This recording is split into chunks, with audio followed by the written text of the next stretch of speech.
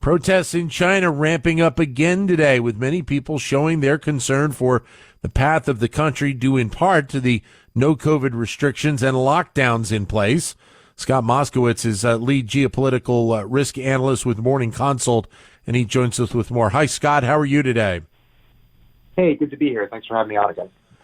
Thank you. And so we saw this a couple of days ago, now popping back up. How much of a concern is that we see these protests going on, and you're talking about a nation that really at times does not allow a lot of freedom of expression of its people right now? Yeah, well, I think there is one common misconception, and that's that people in China rarely do protests. It's actually not the case. There are quite a lot of protests kind of month to month in China, but they tend to be very isolated. The state security apparatus and the censorship apparatus move quickly to shut it down and make sure nobody else knows about it. What's so strange and unprecedented here is that you had multiple protests about the same thing happening across the country, and people seem to be aware of them. So there was really a breakdown there in the sort of isolation that they usually practice. And these protests were drawing inspiration from each other. So it almost took on the feel of the actual movement. And that is something that never happens. So that was very So there's a coordination element that obviously is at play here. And I guess, is it through social media that it is occurring, different platforms? How is that potentially occurring? And maybe we don't know, and maybe we'll find out here in the future. Yeah, well, coordination is a tricky word because sometimes that implies that someone at the top is saying, okay, you go here and you go here. I think it's more that there was a sort of breakdown in order with the security apparatus, which sometimes happens over the weekend. Not the security apparatus, but the censorship apparatus. These are people employed at private companies like Tencent and, other things. There are less of them working during the weekend. Sometimes things slip through the cracks. It can be as simple as that. And it might also have been, people who are human, who are in charge of these things, who had some sympathy. But it could have just been a mistake. And so, it wasn't all these big posts, but people were communicating. People were seeing these things. They stayed up for longer than normally would have happened.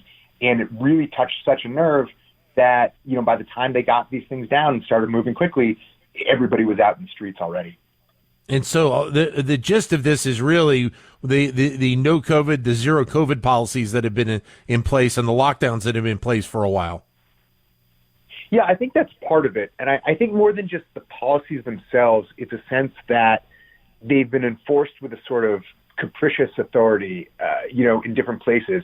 It's this unknowing, the sense that people have started to concede power over their personal lives, whatever the policies are, that they're just being brought down hard. And that really goes against the deal that the Chinese people essentially made with the government some years ago, which was, you stay out of my personal life and I will stay out of your political life. And that has always been the uneasy bargain that the Communist Party made in the reform era. And I think people are saying right now, hey, this isn't the deal we made. You're not staying out of my life. And I think that's what's been really hard for people. But I would imagine that somehow the people in China are seeing what's going on in other parts of the world, and the fact that in many cases people are living more of a normal lifestyle without as much restriction, and maybe that's filtering in to what's occurring here in China. Yeah, a lot of people have suggested that it's no coincidence that this is occurring during the World Cup. I lived in China years ago during the World Cup. I was in Shanghai, and I remember, even though China wasn't in the tournament, it was a party in the streets. People loved it. They loved feeling a part of these things. That's not happening right now. People are stuck at home watching their TVs, and they're seeing the rest of the world go around maskless and have this big international party where everybody's participating except for China. And I think that it was really hard to pretend, that wasn't happening. There have even been talks that the CCTV broadcasts have been trying really hard not to show the crowd, not to show all the maskless people out and having a good time. So it could be that was part of what touched it off, for sure. But we're also talking about a scenario here where realistically we shouldn't expect to see any major policy shifts by the Communist Party of China and or President Xi, because this is kind of the pattern that they have set out here. Yeah, I think you're correct. And there's, a number of reasons that can happen. I think there already were some slight shifts. I think we've talked about that before, that they were starting to make these moves. And sometimes you have what's called the Tocqueville effect, which is when you make slight reforms, it encourages people to demand greater reforms. People think they haven't gone far enough. So there is a sense that maybe China was starting to, lighten things up. But I wouldn't expect Xi to really cave to protesters. That's generally not politically expedient in a place like China. President Xi also has the factor of the economic struggles that have been going on in his country over the last several months, and wanting to try and right the ship on that as well. Yeah, and I think that all ties into the same sort of frustrations. People are saying, the economy is failing, and that's the thing we rely on you for. That's why we don't question your power, is your ability to deliver, unfettered economic growth. And when that's failing, that starts to go. And people are saying, well, maybe it's these COVID restrictions that are playing a pretty big part of this. So if you're not going to, let me go back to my normal life and let me, help the economy, then what's going on here? Why are you in power? Maybe something needs to change. What's then the path then for the country, and maybe even more importantly for President Xi, moving forward here? Yeah, that's a great question. I will say this: as much as the public does not appear to be currently on his side, there aren't really any legitimate political challenges. He just started this third term, and he pushed everyone out who could be remotely considered not a loyalist. So there's no factionalism in the party right now, which is different from years past. There's no one who could really mount a serious political challenge to him. So honestly, his path forward is up to him. But, it depends. It depends what he wants to do in terms of getting the public back on his side. I think, you're going to see the state security apparatus start to come down more and more hard on protesters. What that will look like, whether it will be sort of elegantly done or, more violently done, it remains to be seen.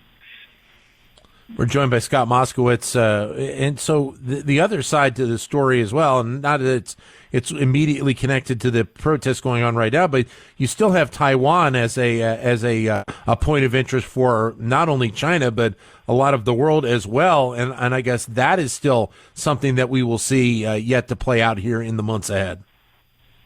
Yeah, what's ironic was you just had a slate of local elections in Taiwan, and the DPP, the party in power, which is the party that Beijing likes less because they tend to be more in favor of Taiwanese independence, if not always immediately outright. They suffered, major losses, and their leader, the president, officially stepped down as chair of the party. So this should have been actually a great week for Xi. That should have been a very good win for China. This move away from confrontation and independence in terms of what these elections in Taiwan represented.